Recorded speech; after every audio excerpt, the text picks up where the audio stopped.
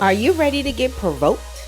You're listening to Can I Live, a show created to excite, ignite, and expose. Let's tune in with your host, R.W. Jones. So tonight, we're talking these child support chronicles, and is she abusive? Men just need to know if they're in an abusive relationship. I have had a few incidences just the last week since our last podcast, which we're going to recap for a minute. But our last podcast, I probably have had 3 incidences with other men or in their stories about these women that's just out here wilding out with Nick Cannon and the whole 9 yards. They just wilding out. And so last week, you guys heard from Gene Harding, who is the man of God in our cast, to meet the cast last week for Gene. We didn't get the opportunity to just give him the applause. So we want to applaud Gene right now. I know he's like, y'all late. Y'all should have did that last week. But if you guys did not listen to last week's podcast, he was telling us how his wife at the time lied, called the police. Oh, I'm so sorry. We have our wonderful co-host Glenn Warren from Fathers Forever and Anthony James from Minivision Exposed. Say hello to the people, y'all. Hello. What's up, peeps? Hey. So last week, you guys, I think, we had a nice juicy conversation. And what was distinctly interesting to me is that this woman felt very comfortable. Now let's just talk about comfort level. She felt very comfortable going and calling the police and telling the police that this man had beat her when he never touched her. And then she stuck with the story, had the attorney collaborate with her. Wrong. So the attorney collaborated with her, and had the attorneys both not known each other, his attorney and her attorney, he would be in jail right now because the attorney collaborated with her false story. And so thank God for mercy and angels. Angels out here working double time for our foolery. And so, today we're talking about the signs of an abusive relationship. And most time you hear that abuse coming from a man to a woman. And I'm gonna be honest with you, I never justify a reason for a man to hit a woman. And I'm not going to say but, however, or nothing. I'm not going to say none of that. I'm just going to say some of us are so reckless with our mouths. And some of these men are just as reckless. It's if I could tell you one of the most heinous, I can't even say the name, but what I heard. Now he has issues. I don't even want to repeat it actually, because it was just so disgusting. But it went along the lines of, this was a male talking to a female, and obviously she had pissed him off past God knows what for him to say something so vile, like I will F your son in the ass and like turn him gay or something. And she was like mortified, and she was like, it went black. Things just kind of went dark at that point. But I thought, okay. Who says that? Who says that? What position? I know it's not what goes in the mouth that makes a man unclean. It's what comes out. You can't be prepared to meet God if that's in your heart. Like, you can't be prepared to meet God. And if that's in your heart like that, that was the most vile thing I've ever heard anybody say. However, and that was a male. But they were in an abusive relationship for years. However, abuse goes both ways. And I don't know if men feel like, I'm a man, is macho, you're not supposed to go down and put papers on a female because she's abusive. Some abuse could look like her bopping you right over the head, like Homie the Clown. That could be just blatant. But what about the abusiveness or the abuse that's highly manipulative, highly emotionally, how do you call it? Scandalous. Like, when they threaten to call the police on you to send you to jail. That would be abuse, especially if she does it more than once. I would think, would you not agree that would be abuse when a woman threatens to call the police on you just because you might be, I don't know, having a disagreement. Of course. I mean, I think so. I think it's abuse of power because most Abuse of women power. know, yeah, most women know that if they get to the police before the man does, you know what I mean, the man's going down.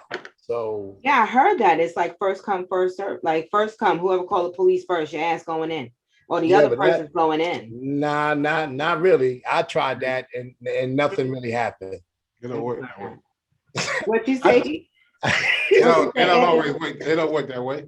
It don't work that way. But if the cop shows up and both of you got scars on you, that there's evidence of abuse, you're both going to jail. You work for a different police department. You work for a nice. No, I'm telling you. You know what? What the hell system did Glenn work for? That's the way it's supposed to be. Now, I'm not saying whether they do it or not. right. If police officers show up and there's abuse, and then you got a scar on your arm or your head that she did that, and she's got one, you're both been abusive, so you both should go to jail. That's in the law. Now, whether they enforce it or not, I don't know, but that's what it's supposed to be. Raquel, Didn't he say that though? Didn't he say that she hit herself or something? Yeah. She went to the bathroom and did one of those. right. Raquel, do you remember this story when in Amityville when I was going on a business trip and she had put an auto protection out on me, right? Mhm. And I had to stay 100 feet away from the house. I called the police for a police escort. I remember. Escort me to get some of my belongings. I'm going on a business trip now. I called and listen, instead of one cop showing up, 2 cop cars showed up. So I'm like, what the hell is going on? Like, okay, listen, they went inside the house and came out and arrested me. So listen, man, I called them and I'm saying, officer, you gotta be kidding me. I called you guys. I said there was nothing going on, nothing with me and my wife. Listen, I'm separated. I got some clothes there in the shed. I need to go get my stuff, but I need you guys here because I don't want any drama because she has an auto protection on them. Yo, they sent 2 cop cars. Go in the house. When they showed up, I was flabbergasted. Because I was like, oh, what are you doing, man? My daughter's looking out the window. They say you are under arrest for violation of auto protection. And you was within the hunt. You was outside I was 200 feet away. Dang. When I got there, I was like, whoa, hold on. Are they white cops? Yeah. Took me down to the precinct. I'm like, listen, officer, what are you arresting me for? Damn. He said, don't worry about it. You'll see the judge in the morning. I'm like, in the morning, I got a trip, man. I'm going on a business trip. Yo, I had to forfeit. Listen, man. What did the judge say?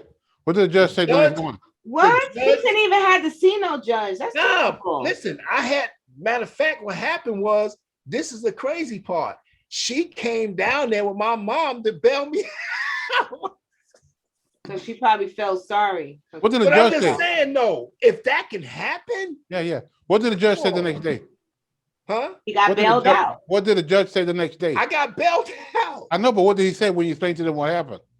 They didn't say anything. They just, matter of fact, actually, the order, it faded out after a while. But still, I shouldn't have been in prison at all for nothing. I didn't do anything. I'm pleading and begging, like, sir, please, I have a business trip tomorrow morning.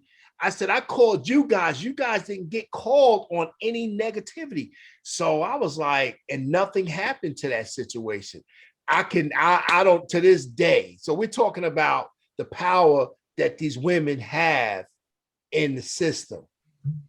That's what I'm talking about. And to this day, people said I should afford it. I should have sued Suffolk County Police Department. Man, I was so bent out of shape, man. And most of these people, you can't fight. You so messed up. You like, man, sue. They're gonna lock me up again. And one of the, and I'm not gonna lie, you know, it has been an honor knowing Anthony over the years, but I know for sure, like I am always astonished at the level of God in this man, the rod of God in his back, because I would have blacked out long time ago, and it wouldn't help nothing. But how much can a person take? Like you tell me, and you can't tell me you never had to fight feelings of bashing these chicks in their damn head. Man, many a time. Listen. I ain't even gonna go there on national. Go on national, because then listen, when your ass get punched in the back of your head, you don't know why. Listen, I felt all. Listen, the godly in me, man. Listen, it turned to dog. You understand? Because that's how I felt. Like, listen, okay, since it's like this, I'm gonna give them a reason to arrest me. But because the God in me again. I took the L. And that's what happened. And so, but that's why we on this. Redeem. God is a God of vengeance. He says, vengeance is mine. He will redeem all of that. Because I just have always been so like, I just would just listen to you like, I don't even, how do you, and I might have cursed them out on your behalf. Oh, you know, you went in. I would be going in. Listen, we was in church together. You saw that. I would go in like, so, you know, I mean, was so upset. I was so upset that was happening. Because here I was only wanting a father for my children. I have I got 3 daddies. I'm like brother man from the 5th floor. 3 baby daddies. Not one of them was a father. Okay. Checking up on your son on Christmas and birthdays is not a father. And here this man wanted to be a father to his children. And these women gave his holy hell. And hell ain't even holy. And I just was like, yo, what the hell is wrong with this picture? And I think it's something about, and I can only speak from a woman's perspective. We know upfront from the gate how far we can go with this, with our man. We know what buttons we can push. We know how far of the disrespect we can go. And until we rule from that inner man to say, cut all the shenanigans out. And that could be why half of the Black women out here is single without no husband, not to say, because we got shit with us. And I'm gonna be the first Black woman to say it. Some real high, sophisticated, manipulating, controlling shit.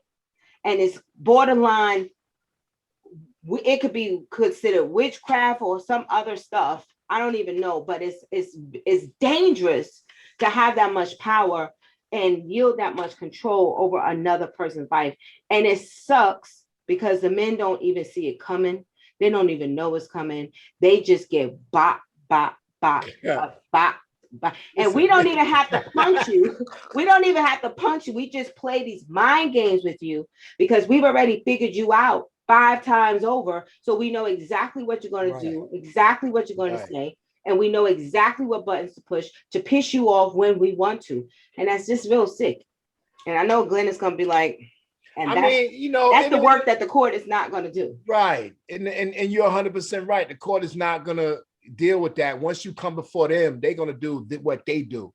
But still in all, the question you ask, like the women, the power, it's the power situation because they know what's going to happen to the male figure. I lived with my ex-wife and woke up the next morning and looked in the mailbox and child support papers was there for me to go to court. I'm like, whoa, we're living in the same place. How are you gonna go down and put you? And what did that conversation sound like when you went in the house? Man, firstly, I didn't know until it went into a big mess. Cause I'm like, hold up, I'm here paying bills, taking care of mine. And you gonna go down to child support because we had an argument and put me on child support? And I go to the mailbox and get it.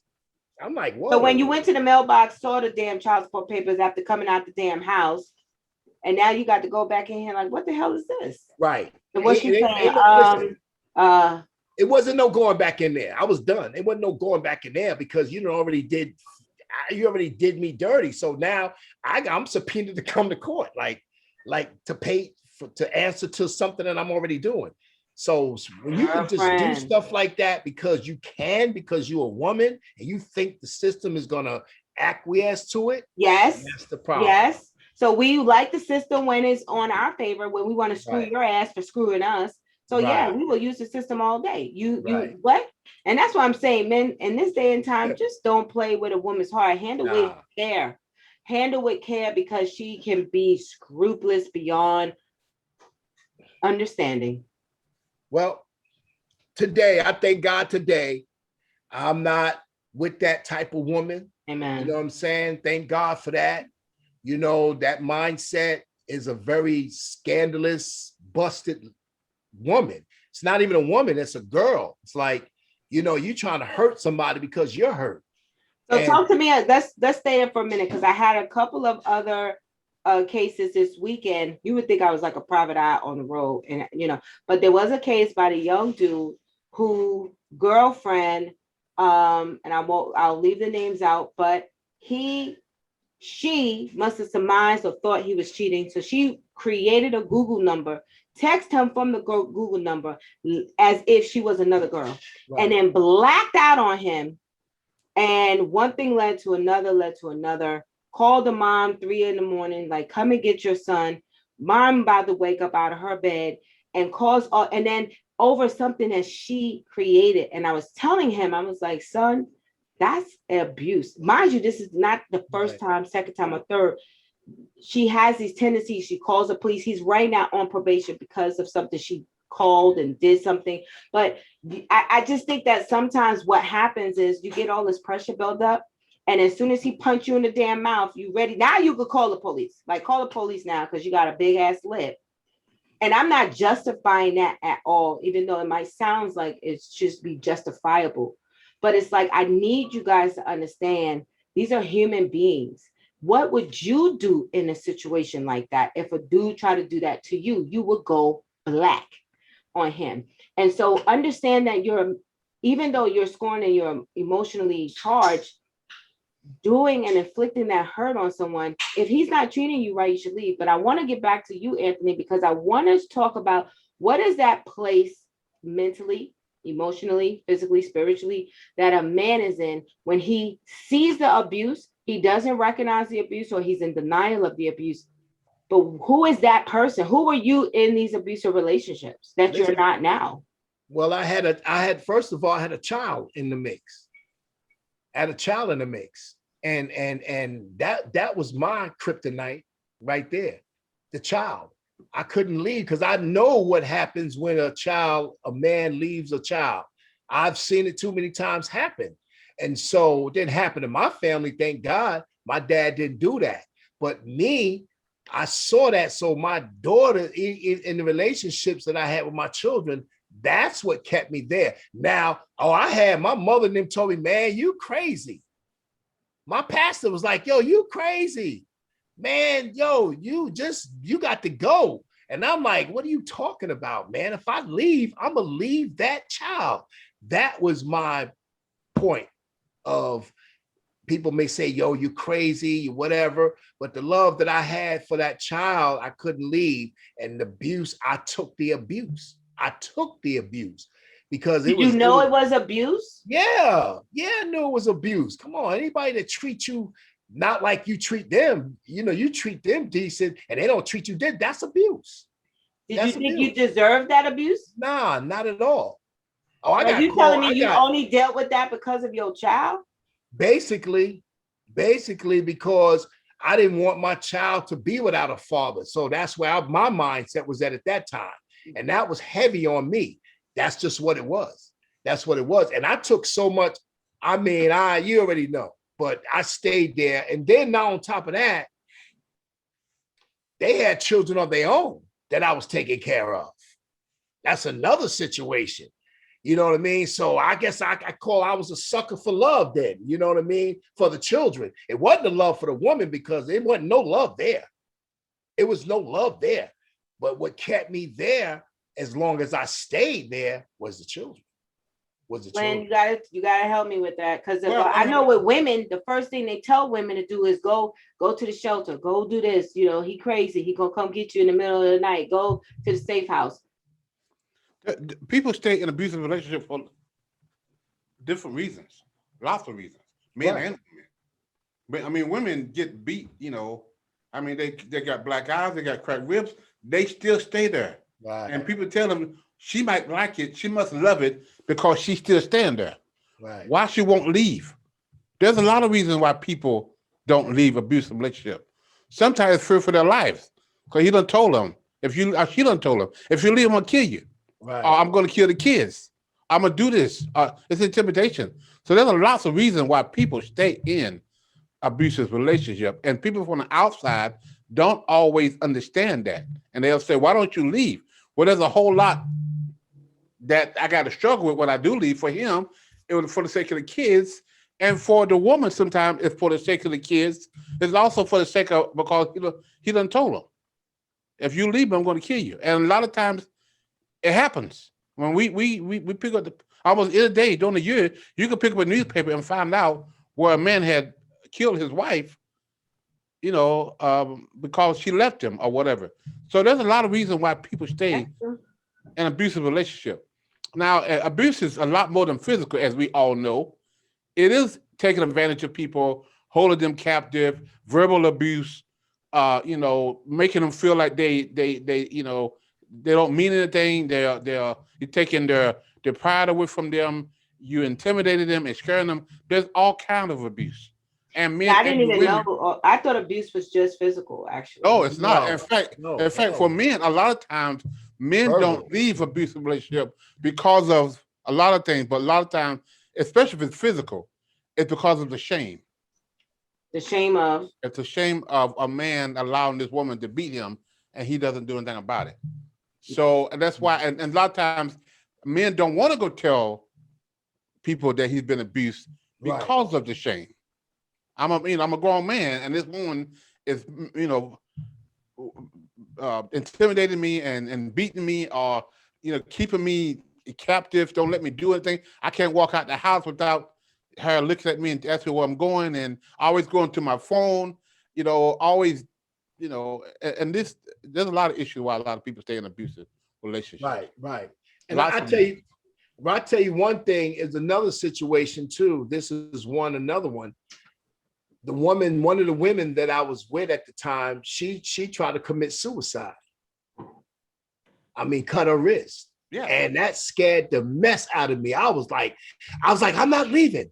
I'm here for you. And so I actually went into another situation because I was like, she used that tactic. And I was like, yes, that's a strategy. Yes. People use all kinds of strategies to gain control over you. Like you said earlier, Raquel, people know your man.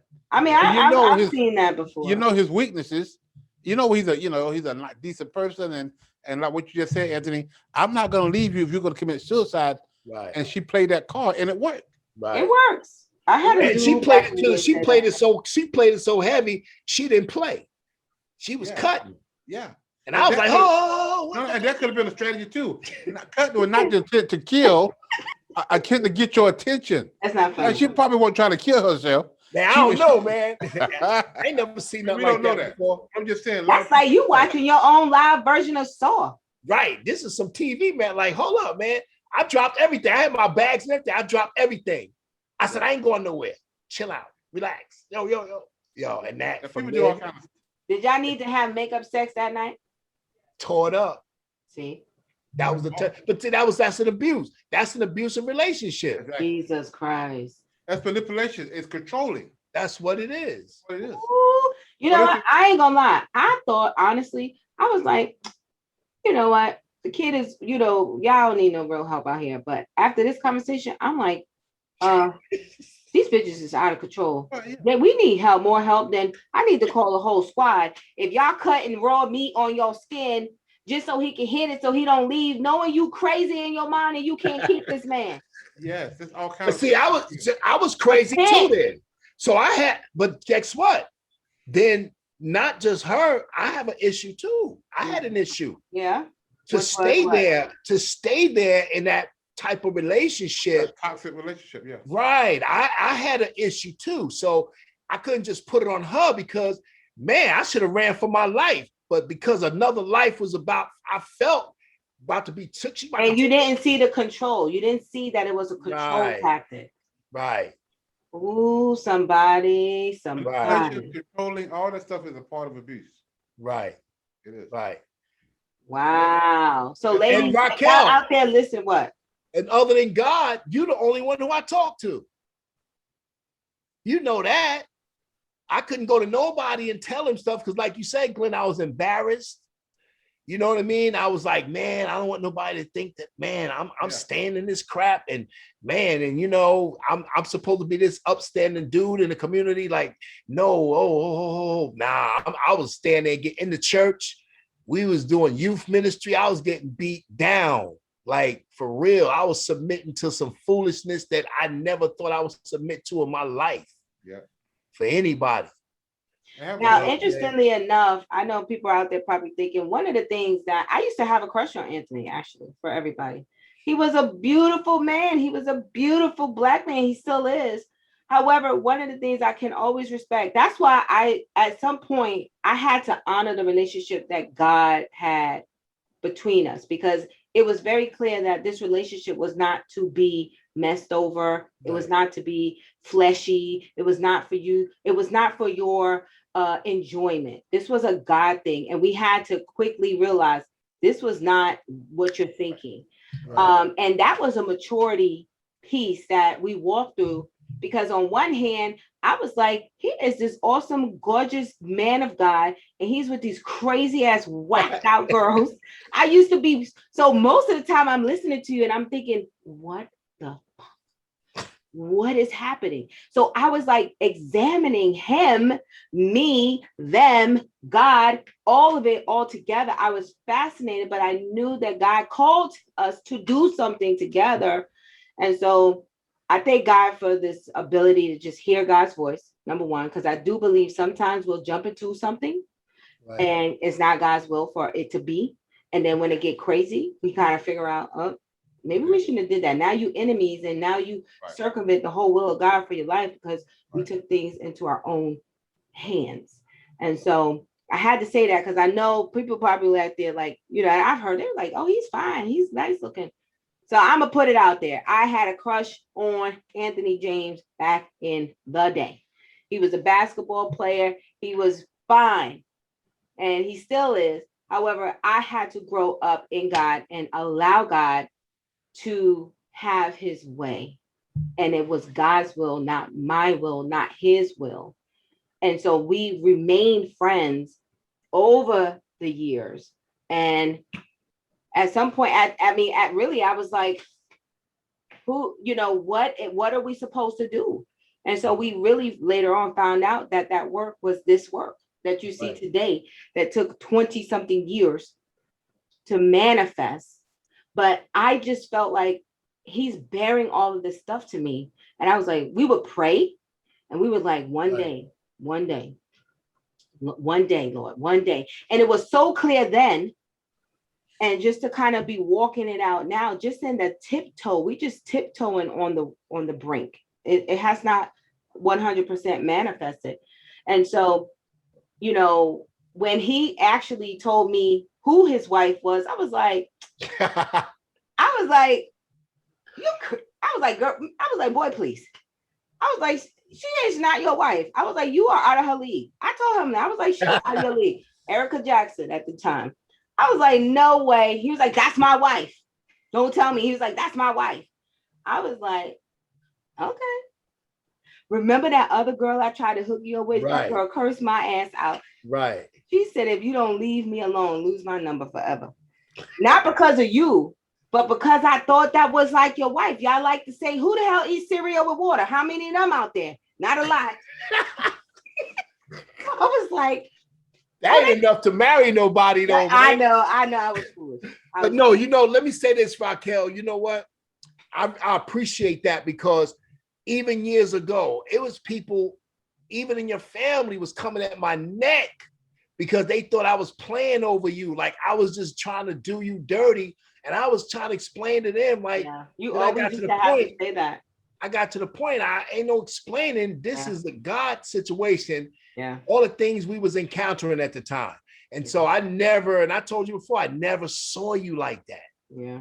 And I'm not saying you're not a beautiful Black woman, but at the end of the day, and you're younger than I, but there still is, God would not let me play over you. So that wasn't going to happen. So you didn't want to hear that at first, But I was like, listen, I'm telling you, this is not what it is. Yeah. And so I'm thinking, I thank God for the journey that we've been on thus far, and to see, look what's going on. This is fruit. This is. And fruit. I told my husband about you. You know, I mean, you got to. Erica knew because listen, when I had the opportunity to talk to Erica, I was like, Erica. You introduced me to Erica. I did. And then after you said she was your wife, I was like, girl, he said you his wife. And she was like, and she laughed. She was like, Ta, you know, she was like, what? And then a couple weeks later, she was like, you know, it's not a lot of men that ever say that about me. They're either like scared to death or never even approach me. She was like, so, you know, let's talk about that. And then I gave the number, and I knew once I gave that number, I was like, that's a wrap. If Anthony said that's his wife, that's his wife. And then that's how it you know, it was. So I've always been amazed because you sat down with James, my husband, right, and how you guys have these, you know, similarities, and how I know you and was able to, you know, you and Erica. So it's just been a fun journey, to say the least. But I will say that I think I had to be that transparent, because some of the people who are close to me know that, you know, I had that crush on you. I feel like that's that song by Little Kim and them. I had to let them know that I had a crush on him. But because that's a reality, because I know some of the women was like, she just want to be with you. She just want to be with you. And, you know, yeah, maybe at the time. Yeah. So what? But guess what? You could want something so bad, and God could be saying something else. And that's the beautiful part of, I could say, wait, he done left the whole. No, I did something. You can hear me, Raquel? Oh, yeah, I can hear you. Yeah, I don't know what I did. I touched something. Oh, you left. What you talking about? I know. Oh, so, I mean, I don't know how we got on there, but I just had to be transparent and saying that, because I think a lot of the listeners, especially the ones live on Facebook, you might have a man that you really dig in, and God might be saying something else. I believe when you have a clear heart, and Erica Jack James is bomb.com. If y'all have not heard of her, go to ericajames.com. This woman is an apostle. She's a prophet. She got secrets from on high that you have never heard about, never. And it's just been an honor to, you know, she's my mentor. You know, that's why I was like, boy, please. She gonna run you. She gonna run you. And then when you got married, you was like, boy, Lord, and you had to come up. And right. That's what I love, is when you really with a woman of God and a man of God, you got to come up.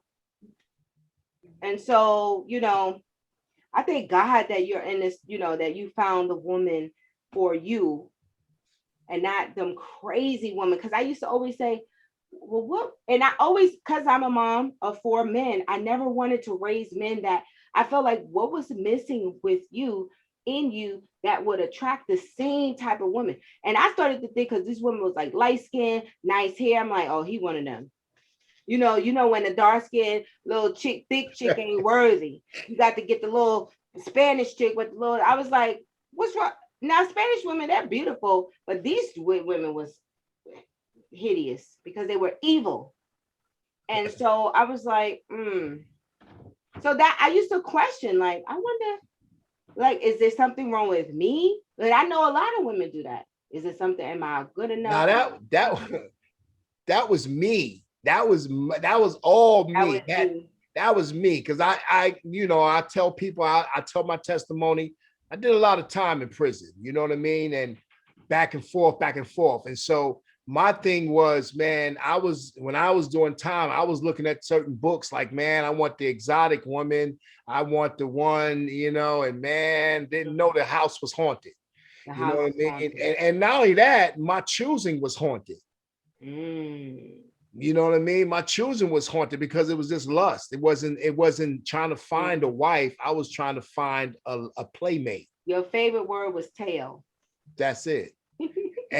But happened, and that took me to a lot of places that I didn't want to go. And so this child support thing, Man, listen, And I think you should start. I think, Anthony, when you're on your lives and stuff, honestly, I know you want to be this polished person, but I think you got to crack that thing open, nitty. Oh yeah, I'm doing it. I'm with this challenge right now. With this challenge that I'm doing, I'm getting raw. You know, I'm getting raw because that's what's pulling the people, telling my story. Because you know, to see me now from where I come from, man, it's you know, people said I looked like the Elephant Man one time, you know what I mean? The way I got beat down by police brutality, you know what I mean? And so it's a lot of things in that book. When we had the book signing down here, I remember that, you know, yes. and you posed the question, what makes you different than other people that went through what you've been through? I said his grace and his mercy.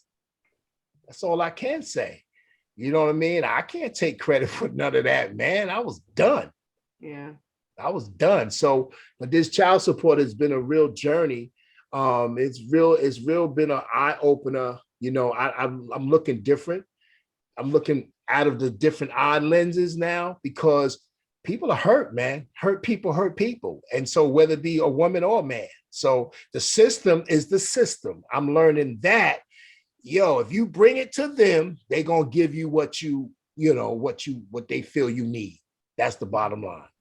I can't say Glenn has been a perfect part of that narrative. The system is not designed to fix those things.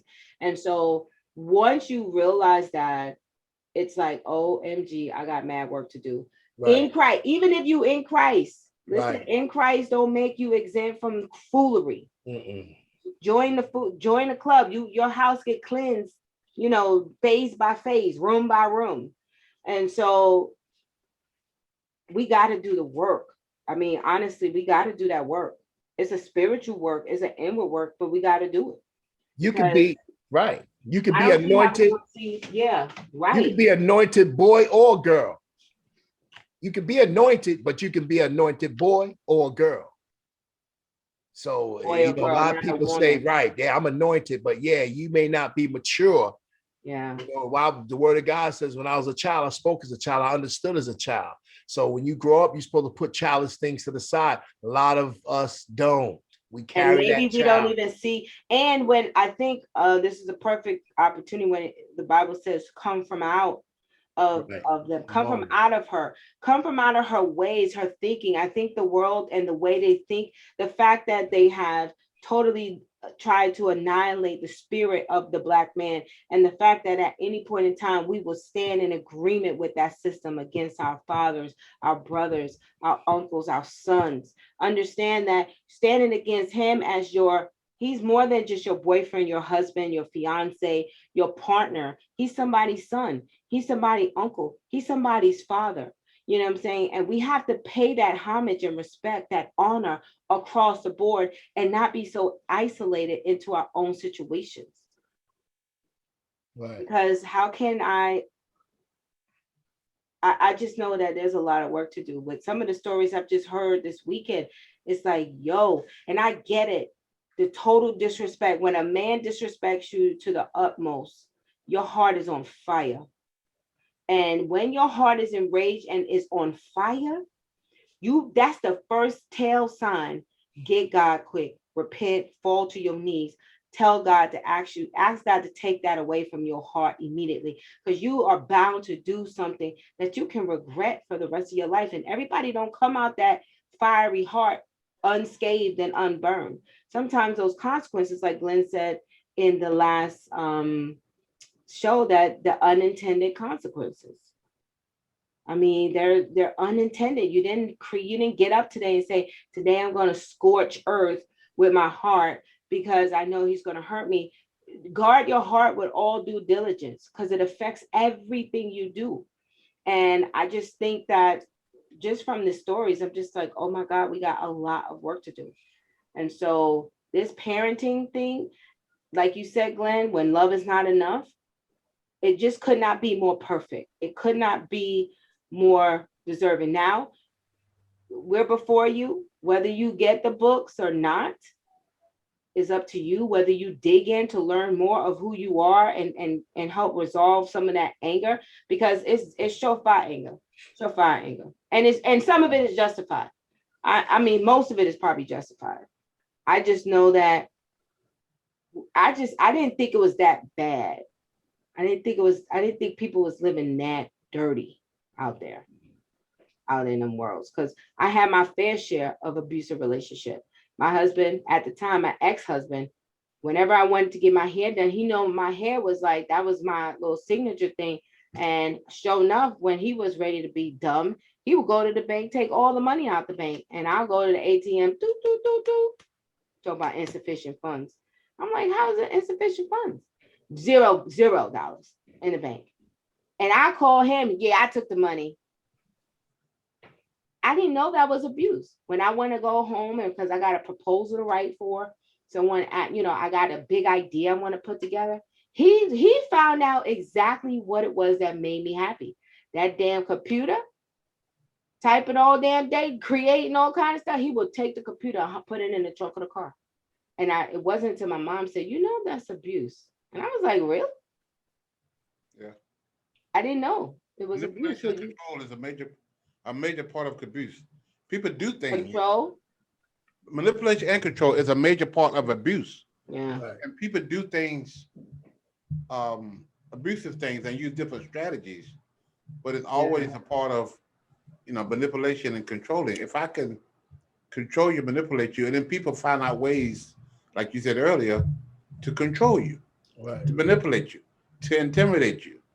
And that's a major form of abuse. And these people are very insecure in themselves.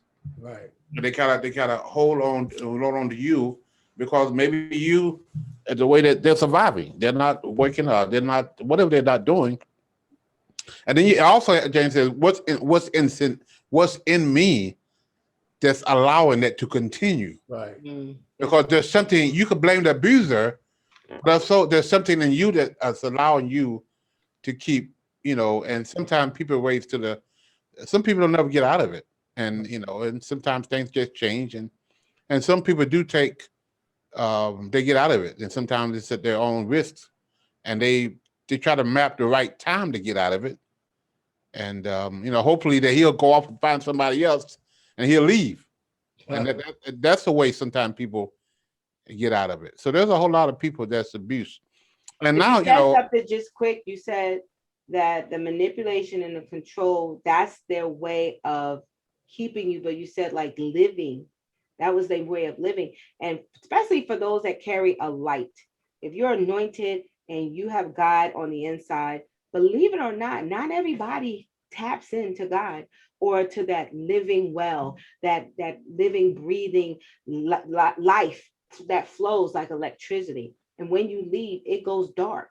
Yeah. And I think when you're not there, they feel it. Right. And so to know that you could be the lifeline to these people, they need you to survive. That's dangerous. That's to tell you right there, you're either unequally yoked or what. But like Glenn just said, what was it in you that even attracted this Cushite in the beginning? That's the question you got to start delving. And a lot of times we see the flag, so to speak. Of course. You see the flag, but you ignore it. You put it to the side. He's having a bad day. It's my fault. But after a while, you realize that everybody around you is telling you before you even get married, this guy's not right for you. Or this girl. Everybody's telling you. This girl is not right for you. Sign number one. We put the blinders on and we go do it for whatever reason, anyway, hoping they was going to change. Or maybe, like maybe he landed the pipe good. Or maybe to him, the sex is good. She do whatever he wants her to do. There's a reason why you stay there. Right. Until eventually you get tired of it and leave. I mean, working in domestic violence court and going to the courtroom and seeing sometimes these lawyers. I mean, this thing go way up. It ain't just us. Right. It's the lawyers sometimes. And this kind of goes on in a richer neighborhood where the doctor trying to separate from his wife. She don't want him to leave, vice versa. And they kind of create this domestic violence tactic because they know if you go before a judge and you could try to prove this guy is abusive towards you, the judge is going to give him the outside of the house and give you the inside of the house, which is what you want. So strategies, sometimes lawyers, Strategies is clients real. come up with a strategy like when I wrote in the book about that. And a lot of times the judges, recognize that when the lady go to the courtroom and with all these accusations and she can't prove it because all of it is lies. It's manipulation and it's lies because she's still trying to control him. Or maybe he's got the paycheck, maybe he's got this, maybe he's got that, and she's trying to control him. But she's been abusive, and he's trying to get out of it. And she's like, "No, you ain't going nowhere. I'm gonna kill myself, or I'm gonna, I'm gonna do, I'm gonna go Put lie. myself to the white meat. I promise you, Yeah, y'all using those tactics. I'm gonna Go go get lie stupid. and tell the judge that you abused me, But they don't understand a lot of times the consequences of coming behind that. And there's an uphill battle. And then sometimes when the system is working against you, which happens a lot. So I know y'all think I'm always protecting the system. I'm not, because I know that the system is imperfect, and I know you could be drugged through the mills with the system. I understand that. I get all of that, but it's both sides. But when you get a lawyer who's telling his wife to create the domestic violence situation to get him out of the house, That's ammunition, yeah. that's wrong. Right. But it happens on a regular basis. It happens on a regular basis, every day, all day. So, and people use, I mean, the laws of domestic violence have changed drastically to what it used to be. And my new book coming out, I've got a whole chapter talk about domestic violence. And we talk about how, I don't know if you guys remember the story of Farrah Fawcett a few years ago. It was a story called The Burning Bed. And Farrah Fawcett played this wife of an abusive guy who beat her every other weekend. He was an alcoholic, and he would come home and he would beat her. And she called 911. Well, she didn't never call 911. The neighbors called 911, and the police would show up, and she'd be standing there bloody. But at this time, the laws wasn't changed. She would actually have to file a assault charge against him. They couldn't just arrest him. And he would threaten her, tell her, she opened the door and tell her, if you say anything to me, I'm going to kill you. And he would leave. The cops will leave. That happens a year, time and time and time again, until one day she couldn't take it. This was a movie. It's called The Burning Bed. Yeah, Farrah Fawcett sounds like some 80s flick. Yeah, it was. I'm telling you. Right. But if she tied him up, set the house, put the bed on fire, set the house on fire, burnt the house down. He died. She went to court. And she called the lawyer reason of insanity. She actually won the case because when they went to do the research, they found all the tens of hundreds of phone calls that was called out to her house and nothing was done about it. Right. That's when the tides change for domestic violence. That's when the laws change. That's when you had the moms against domestic violence. All the stuff, everything began the domestic violence change.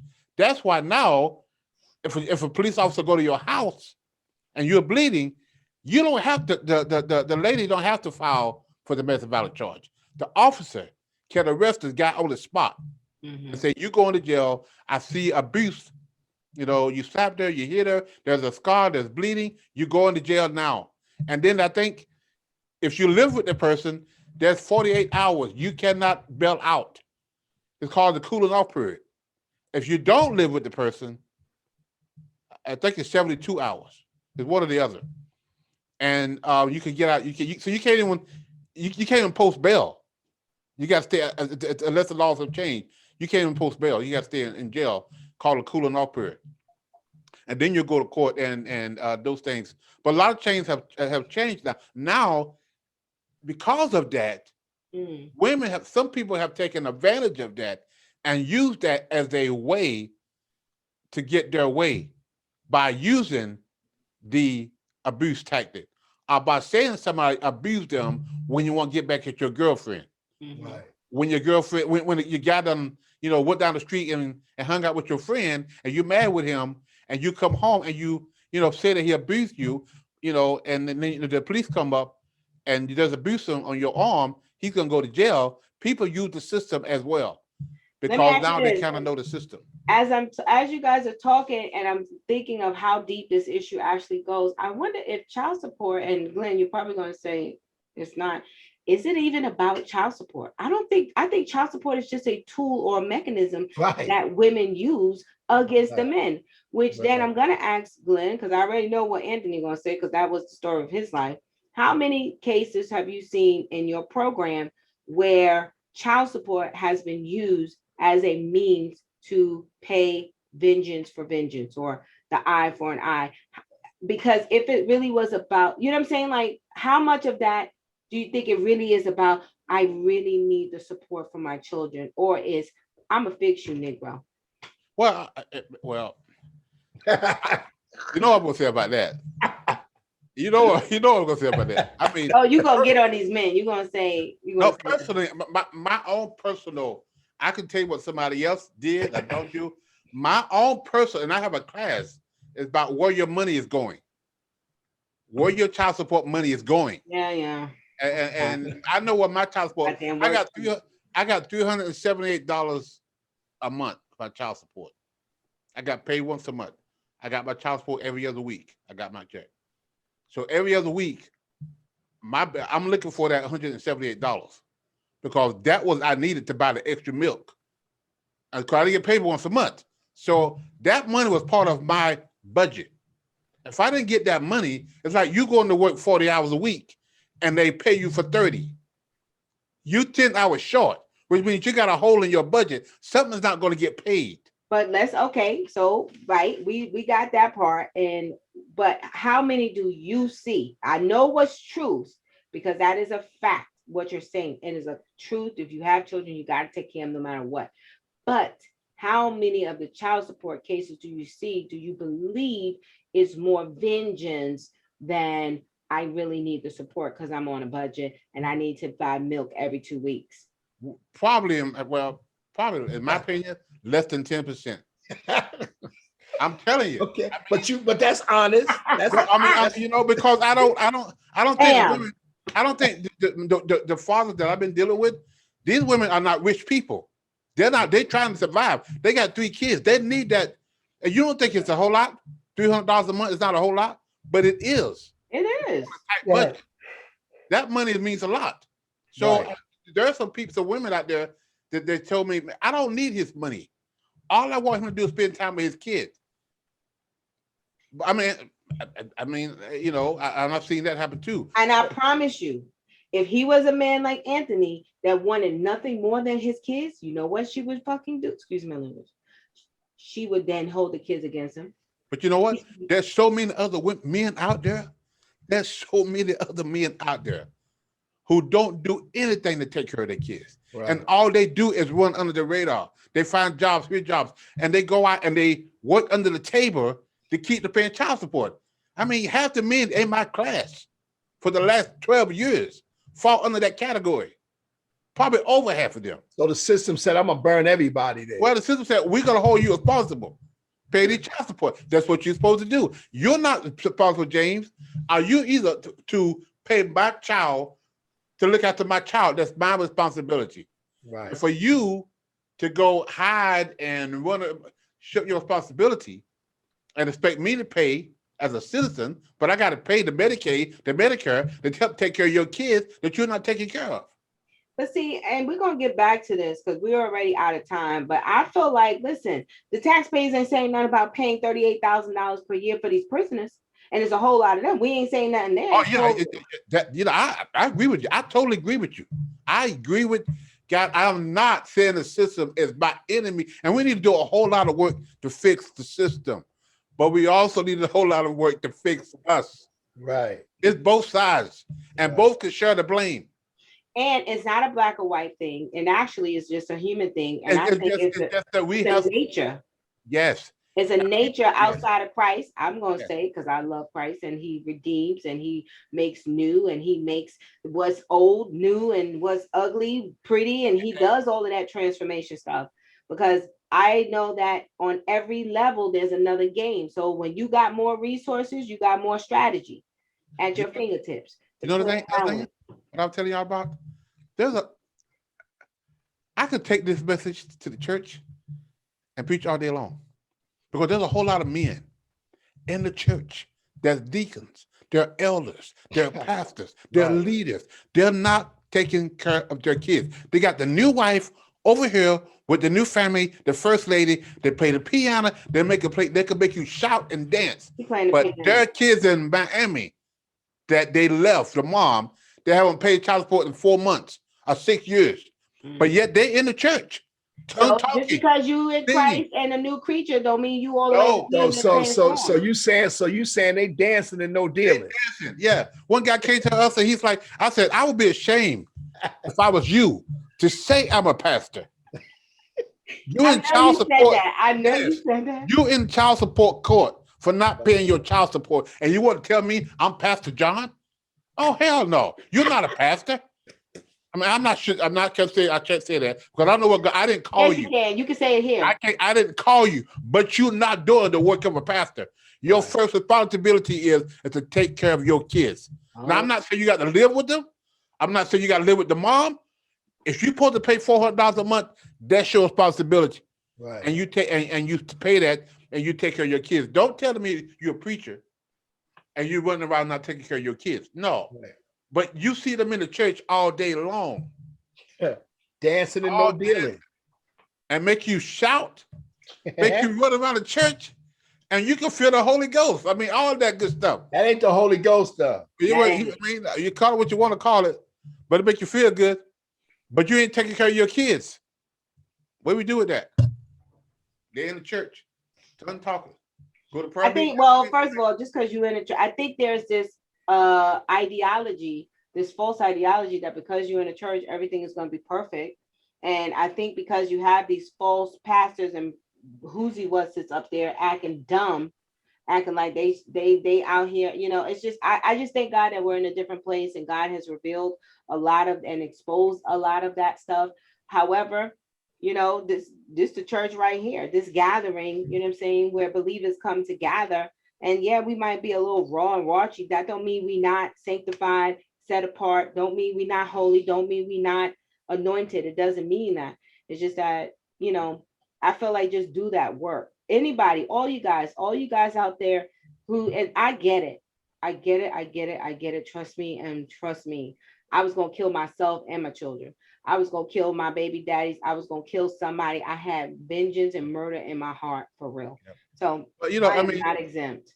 But, you know, I'm not going to really get into this story, but I think we talked about this before, that David, Jesse, you know, David in the Bible, his father. Yeah, you said this. Kind of forgot about David. Yeah. You know, he left him out in the field. And we got major work to do. We got major work. But this ain't a problem just ain't started now. It's been there for a while. Yeah. But it's getting greater now because more men are showing their responsibility of taking care of their kids. Right. And they're doing what? They're not taking their responsibility. A lot of men are now walking away from men now are walking away from Yeah, I thought more men was being single dads. Than ever before. No, there is more men being single dads, but there's a whole lot more men now because right now, when you look at the divorce rate, how many people, over half the people get married now, divorce? Well, but sometimes when they get divorced, they don't just leave their wives, but they leave their kids too. Right. And the kids stay with the wives. So these men are out. They're gone. A phone call, they're not being a father. You may buy them a present. You may talk to them every other week. That's not being a father. You know, so there's a whole lot of men that's not right. Kimberly said it best, Dr. McTerry. She said, how can you be a father unless you be a son? You can't be a father unless you know how to be a son. And that starts with first being obedient to the father. Yeah. Like be a son to the father. How about that? Just work on that. Work on being a son to the father, work on that obedience. And then hopefully somewhere in the midnight hour, you know, you just get hooked on that love. And that love just requires you to love everything around you, no matter what. Yeah. And that's why we have work like this is what we have to do to keep bringing people to the table to say, hey, this is your responsibility. This is what God required of you as a man. That's what you're supposed to do, is take care of your family and, you know, be there for your kids. You know, you could be Amen. Dad, there's a lot of stuff that we could talk about. We could talk about this if Jesus come back. Well, I know one thing. I know God is on the throne, and I know this thing is going to happen because I remember about 7 years ago, Andy and I talked about having a child support insurance. We talked about it. We was like, oh my God, there needs to be child support insurance. And I tried for like a whole year and never could do it. And the fact that God connects us to Leopold McLaughlin from Insured Child Support, Progeny Life. If you guys don't know about it, please go get your child support insurance. It's just the fact that a man did it and he did it. And oh my gosh, that tells me that we are coming up on what God, this is a God thing. This is what God wants to do, because I don't think it's about the child support at all. Actually, I think it's a way to hurt the men. For me, and it's not the case for all. For me, I was on welfare and I was trying to get out. So I needed that child support to get out. However, I would have taken that child support and gave it back to them had they just been a father, because I know what raising 4 boys, raising 4 men, what I'm saying, is not easy without a father figure. And so only the grace of God out there, what I'm saying, and still time will tell, and I know that, you either called or you ain't called. And so I say all of that to say God is definitely moving. We're so excited about our movie, our short film. We're going to probably slice it up. We're making contact with some schools to do our animation series because, like Jean said, we just couldn't find an animator in our budget. And so hopefully one of these schools will agree to do our animation, and we're going to change policy. I know for a fact it will, with this film, this short film, and the other films that we have coming out. I'm saying, this is the tools that we're using to change policy. And we can talk about the policy next week on the policies that actually need to change, and talk about the feasibility of what that will actually look like. What changed policies is the community. Yeah. It's people in the community. The whole idea about the domestic violence, the burning bed, the movie changed the policy. Because the movie showed people how devastating this was, and the laws were not protecting women and kids. Right. So everybody got together. So what we got to do? Burn somebody in the damn bed? Nah, he's just saying no. We just got to come up with strategies and present that to, and get enough people in the community, present it to the legislator, and make them change some rules, and invite our representative to the table, hold them responsible, make them see the case, build a case. That's what changed rules. That's what changed policies. Well, how are we going to do that? And I know we're going to do it because it's already a finished work. Well, just like you said, the movie changed the narrative. Yeah, it changed the narrative. The short movie that's coming out, it has to be hitting. Right, and we got to change the narrative. Hold up. Yeah, we got to change the narrative about men, because a lot of people think men that we're strong and we don't need any help. They'll help women. They'll help dogs and animals, but they don't help men. We need help just as much as, so we got to change the narrative about people thinking that we need, so put me in jail, make me go to a program and hold me accountable for it. Right. Yeah. Right. I just was looking at the JP Morgan. We know education works. Yeah. Right. JP Morgan, well, and I don't know and I don't know if it's strategic. I don't know if that's still part of that damn system, because all of this money coming out of these pipelines, JP Morgan has an Advancing Cities grant out there, and it's for women and it's for Black and Hispanic women. And I said, damn, where's the money for the men? Exactly. What if they don't want to help the men? That's why the key. What if they don't want to help the men? Because helping the men really means bridging this hole for real. That's what we got to change the narrative. That's where we have to get people up and say, thank God for the money you're giving to the women and for the dogs and for all of that. We need some dogs. Don't have no. You know what? Maybe we should get these little starving ass Rottweilers out here in these backyards. Put them in the front, and we ain't gonna raise no money. No. First of all, we don't. But we as Black people, I do not think we really give to those kind of campaigns. I could be totally wrong, but I doubt it. Okay, if she had four nonprofits, one was a women. Oh, I can take you to a website right now. Yeah. One was kids, one was women, one was an animal shelter, and the other was a man. Which one would you give to first? Well, me personally, I'm going to get to probably the women because I have a connection with women. Which one would you give to second? I'm not giving to the dogs, Glenn. I'm not giving to the. Okay, what about the children? Which one you give to second? You got two left, Sal. You got the women. I'm going to give second. I'm giving to the men because I understand. Right. No, the men will be last. Men will be last. Well, and most people, but hold on. People, men will be last. Wait a minute. Because if that's the case, then you're talking giving circles, Sal. Rightfully so. We did a global giving campaign on a global giving platform, and all the time, the top 10 campaigns that perform the most highest from millions of dollars in donations, save Seymour, the damn C.I.L. That Negro right there, he get all the money. Yeah, well, see, he got one damn fin and his ass can't swim nowhere. He get all the money. What the man get? The man is at the bottom. Like Anthony said, the man is at the bottom of the barrel. The men are the last, right? We got the narrative, right? So that's what we need to change. Some around. We need to, yeah. Right. We need to get in the politician era and say you need to give. I mean, President Obama gave $50 million when he was the president to my brother's keeper.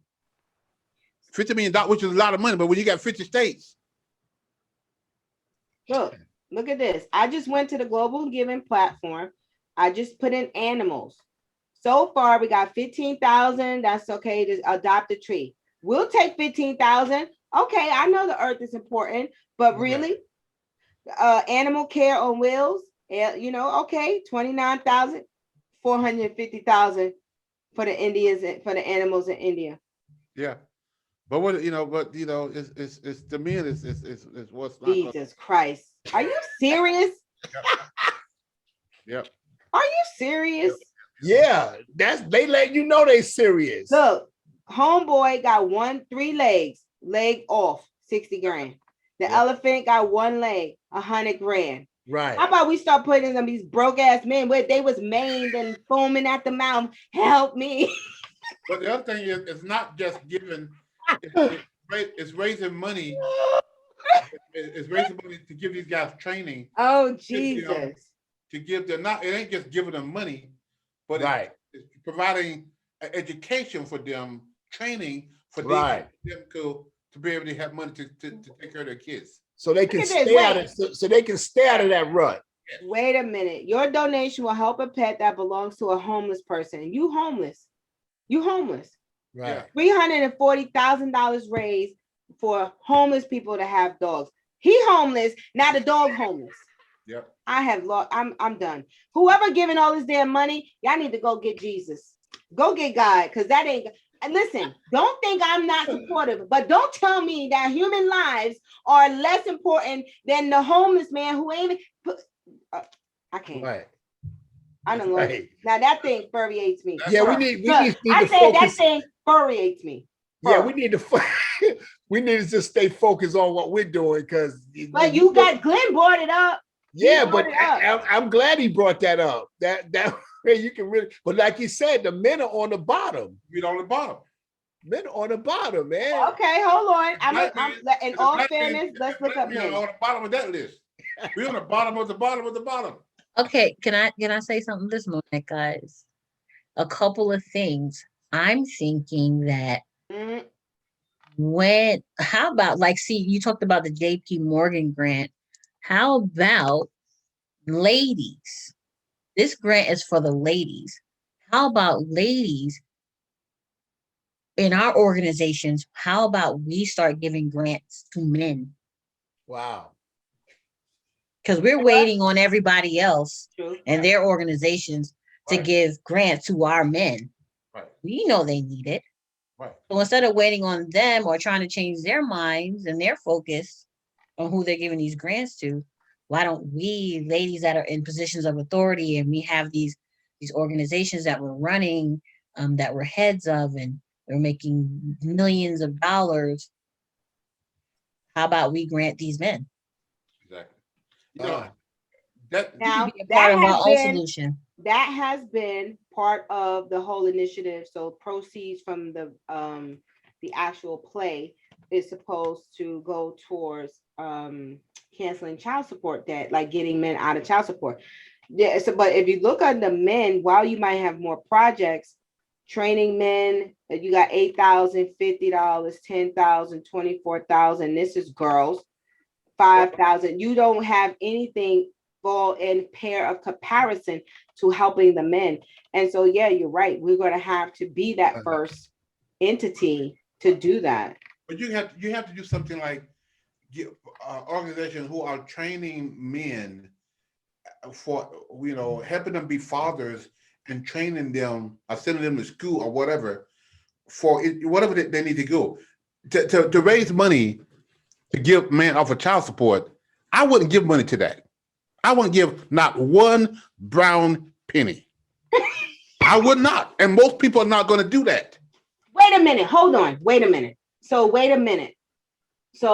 the challenge that proceeds go towards getting the fathers out of the child support system, and that they will have to cancel that check, mean that they will have to take him off paper. They have to go to mediation classes. And if he is on paper for owing exorbitant amount of back child support, that woman and him have to negotiate and settle that debt. We will then pay that debt. You telling me that that's not honorable and worthy enough for the woman gets the money? Explain to me what you mean when I want to get 100 women off of child. What did you say it was? It's 1 million moms off the welfare system. Okay, that's different. That's what the initiative is. So when we did this research, the research showed that they could show how long a mom will stay on welfare by how much child support she got. So the least amount of child support she got shows she stayed longer. So if we can increase child support payments to moms, we can decrease their ability to stay on welfare longer. And of course, that means that you can't move moms off welfare without dealing with the needs of fathers. And so that's where the child support thing came in as a critical component, using proceeds to get him off paper, get child support in her hand. The part, Raquel, that you didn't say when you just talked about, when you gave the synopsis of what you're trying to do was fathers, we're talking about canceling the arrearment of fathers that are present and active. You didn't say that part. Right. Oh, yeah, present and active in the child's life. Right. Right.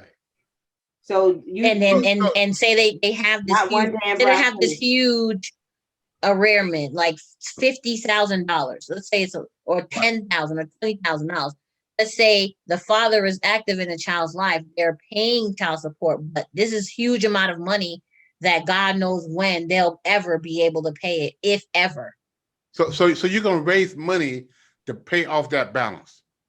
Not the whole balance. You're going to settle the debt on the balance and give the woman.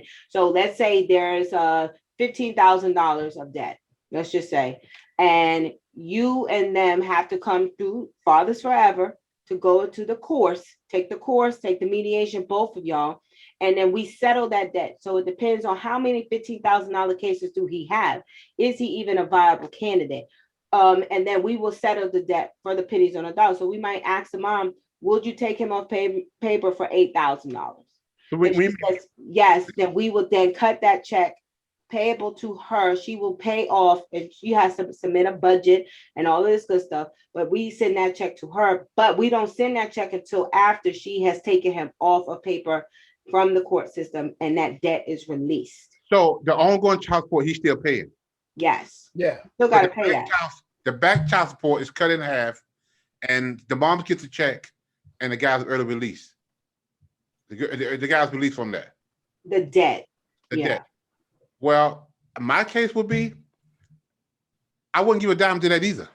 Why? I wouldn't. Why? Because I'm not gonna pay this guy, release this guy take my tax money to release him from his responsibility. But your tax money right now paying for their asses to stay in jail. I'm not gonna pay his debt. And I'm not the only one. I'm not going to give a brown penny to pay his damn. debt. I wouldn't do it. Nope. Not one brown penny. Not one. God damn. Just not one. Zero. So we'll probably never fix Never what we're going to get talking enough about money fixing. to do that because nobody's going to give it to that cause.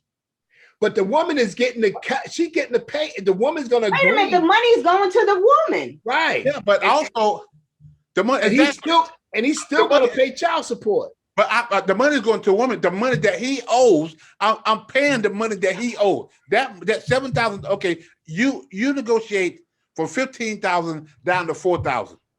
The money that he owes the mom, I'm going to give you money out of my pocket to pay his back child support. He won't get one dime from me. You need to change that.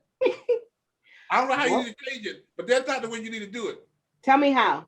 I don't know. We didn't sit down and talk about that. Okay, we can talk That's about not the way you're going to do it.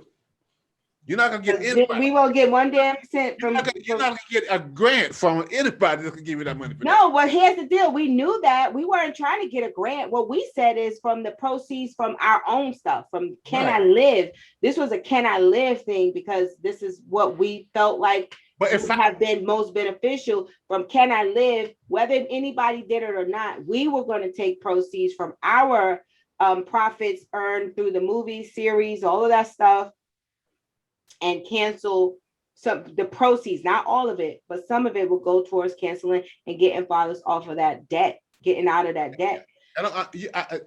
You could say you can. But so wait, here, well, hold on. Let me pause for a minute because I think you got something. You might got something with black men, maybe. I'm just gonna say. Okay. But guess what? Hey, have you ever filed bankruptcy? I did. I had. I did too. Years ago. So you didn't. Yes, I did. The hell you did. How you gonna file bankruptcy and want your debt forgiven, but you ain't gonna go forgive somebody else?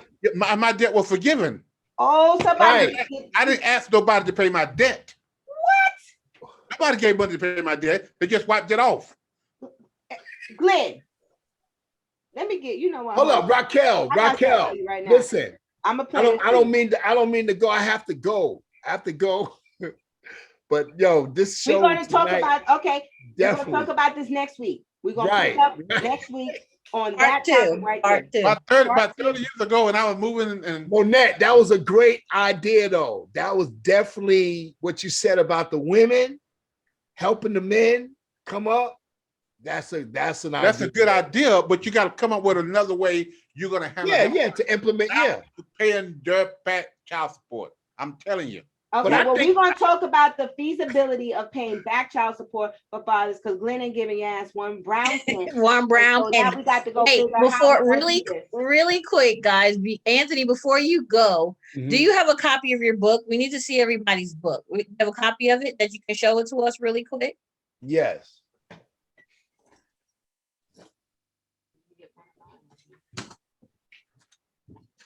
Actually, mine is free on somebody's page. Yes, everybody. I was going to say I was going to come to everybody, and you was going to get your own time. So Jay, so your book is called The Millionaire's Brother. Yeah. Correct. Where can people get your book? On Amazon. They can get it on Amazon. I got my own website, www.millionairesbrother.com. And we can't even see it. It says Nares. There you go. Okay, there you go. Very good book, you guys. Right. Now, finish saying what you were saying. Yeah, you can get my book on Amazon. You can also get it on www.millionairesbrother.com. Okay. You get it there. Very good. Do you have it in hardcover? Is that hardcover? It's a paper. It's paperback. Right. Do you have an ebook? Do you have it in an ebook? Actually, I'm working on that. I'm getting ready to get that. Okay, good. So whenever you get a chance, Anthony, post a link on your page. Everybody can find Anthony James on Facebook. Post a link on your page directly to your book so people can go and buy and support you. Right. Okay. Yeah. Very good. Good read. I read it from front to back. Couldn't put it down. Excellent. Okay. All right, Anthony. We appreciate you. Thank you, brother. Appreciate y'all. We'll catch you next week with the energy because we got something to talk about next week now. Yeah, definitely. Erica's gonna be like, you got to stop that cursing. You got to stop that cursing. All right, y'all. See you. All right. All right. So she was like, you gonna be a cursing prophet. She was like, you don't want to be a cursing prophet. Please no. Okay, Glenn, tell us about your book. Let's see your book, Glenn. I got two. I don't have one, but one in front of me now. One of them is called, I don't know if you can see it. Yeah. We can see. When love is not enough. Okay. Where can we get it? Where can we get it, Glenn? Amazon, Barnes and Noble.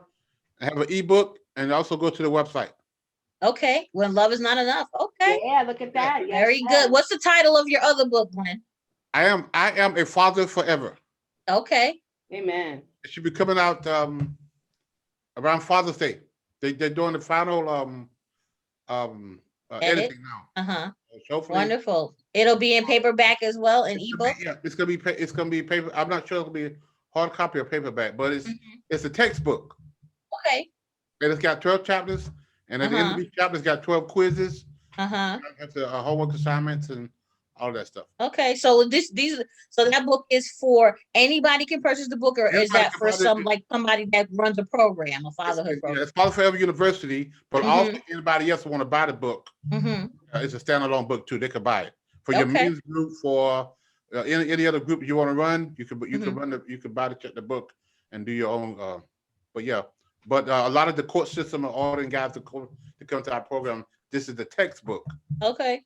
So it's not a novel. It's not a, like this one. It's a textbook. Okay. They have to read the chapter. They have to do the homework at the sign of it, at the end of it, and then we have discussions, a live Zoom on Thursday nights. Okay. Do you hear that, gentlemen? If you have a men's group that you're starting, that you're already running, or you already have some kind of organization, there's another tool that you can use to help our men, to help our fathers. Yes. When love is not enough. And what's the name of the other book? I Am a Father Forever. We are looking forward to that. And both are on Amazon, right? Both Amazon and the Barnes and Noble. And you can go to our website, www.GlennWarrenSpeaks, and order either one of those books. I have another book called Chat and Chew, which I don't have in front of me. Those are short stories, inspirational short stories, some spiritual, some practical. They'll that's more of a devotional book. Okay. And this book is about parenting. And the other book is really more about fatherhood. Okay. Wonderful. Thank you for sharing that information with us, Glenn. We are going by these books, guys. Going by these books. When you purchase these books, you are supporting some wonderful organizations. Absolutely. Raquel, we're gonna come to you, but Raquel, we have an admirer of yours. There's an admirer in our comments on Facebook. Mr. James Jones that says R.W. Jones is beautiful. Amen. Thank you, baby. Mwah. Okay, Raquel, so tell us about your book. I mean, you got to admire your own. Listen, that's the boo. That's your boo. Yeah, you got to do it. I done kissed a lot of monsters. Okay, a lot of lizards in my day to get that one. So yes, Lord. So we got, for the ladies today, get your hands off my butt, the hands-on guide to avoiding the welfare system. Hey. And you can get this actually on my Instagram page. You go to the.billionaire. I think it's right here on my Instagram. Go click on the Omni link. It's under free downloads. It's in your profile. It's in your profile. In my profile, right, there's a link. And then you have Get Your Hands Off My Butt, the hands-on guide to avoiding the child support. Did I say get off my butt? No. Yes. Get Your Hands Out My Pocket, the hands-on guide to avoiding the child support system for men.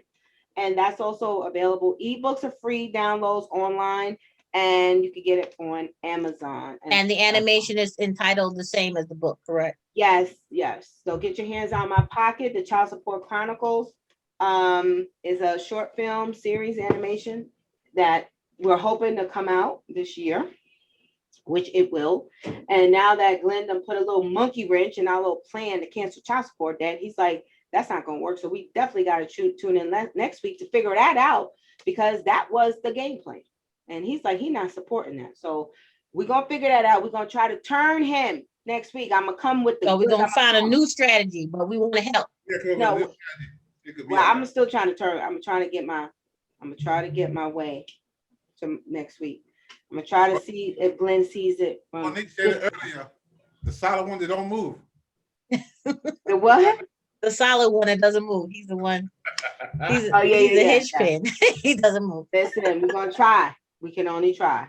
But either way, we're going to get it right. So thank you guys for joining the Can I Live podcast. Be sure to subscribe to our channel, like us on Facebook, on Instagram, on everywhere. What is it? YouTube, Twitter. We're on Facebook.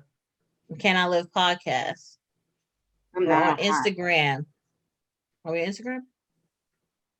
We're on Twitter. Are we on Twitter? Yes. We're on Instagram and Twitter. Please go to our YouTube page, like us, follow us, subscribe to us on YouTube. All of our Can I Live podcasts are posted on our YouTube page. Invite a friend. I'm sure there's something that has been said in one of these podcasts. Yeah, the comments were good today. They were like, yes, to help. Yes. Oh, really? A lot of interaction on Facebook. Guys, share this, talk about it. We're trying to that's help. what we need, Glenn. We probably got to go live a few minutes before so that Glenn and Anthony can share it on their pages too, to bring that element all together. Well, I share the podcast on their pages as well. Oh, you do? Okay. I do it every week. But don't they got to approve it for it to be seen? They have to approve it, but it's on there. So Angela, can you tell Angela and them to approve it so it can go live on their pages too? Oh, okay. Yeah, so, because then every time we go live on here, I post it to Anthony's page and I post it to Glenn's page. So they just need to go on there and approve it so people can actually watch it live on your pages while it's going on your pages. They can always watch it, but they'll be, when they see it on your page, Glenn, if you approve it, it'll be after the fact. Oh, okay. So in the beginning, right, when we start the podcast, if Angela can go ahead and go on your page, just remind us that. Yeah, and approve it so it can be live. So all the people that follow you can watch you live. They can chime in and everything. And the same thing on Anthony's page. Okay. Oh, I didn't know that. Do that. Remind us that next week. Okay. Yeah. We'll do. All right, you guys. I got a secret admirer, so I got to go, boo. I'll see you guys next week. All right. All right. Bye-bye. Have a good night. All right.